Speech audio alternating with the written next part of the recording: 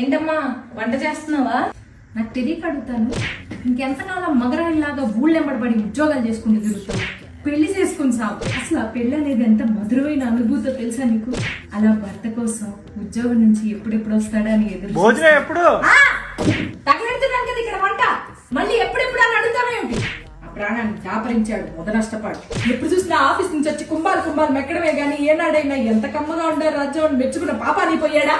చిచి, నా కర్మకాలు పెళ్లి చేసుకున్నాను. నేను ఏం చెప్తున్నా నీకు? పెళ్లి ఎంత అద్భుతమైన అనుభూతో తెలుసా నీకు? భర్త కోసం భార్య కోసం. ఏందయ్యా వంట చేస్తుంటే నీ గోళ? ఎప్పుడు చూసినా కాళ్ళు నొక్కు చేతులు నొక్కు అనుకుంటూ రోగిష్టాన్ని ఇచ్చి పెళ్లి చేశారు మా అమ్మ వాళ్ళు, నా కర్మగారు. ఏం చెప్తున్నాను? పెళ్లి అనేది ఎంత మధురమైన అనుభూతి. ఇంకోసారి పిలిచావంటే చెప్పు తెగేసి కొడతా నిన్ను. పిల్లని మహారాణిలా చూసుకునే మొగుడు వస్తాడు అనుకుంటే వంటింటి కుందేలు చేసి తగలడ్డాడు నేను. నా కర్మ కొద్ది దొరికాడు. ఆ రోజు మా అమ్మ మాట వినకుండా ఉంటే ఎంత హాయిగా ఉండేది. ఏం చెప్తున్నానే? పెళ్లి చేసుకోవడం. పెళ్లి ఈ కాలం పిల్లలకి పెద్ద ప్యాషన్ అయిపోయింది. ఒంటరిగా బతకడం, ఎవడి ఖర్చులు వాళ్ళు పెట్టుకోవడం, ఇదో బ్రతకానే. ఇంకొకసారి పిలిచావంటే గొంతులో గుచ్చుతానా?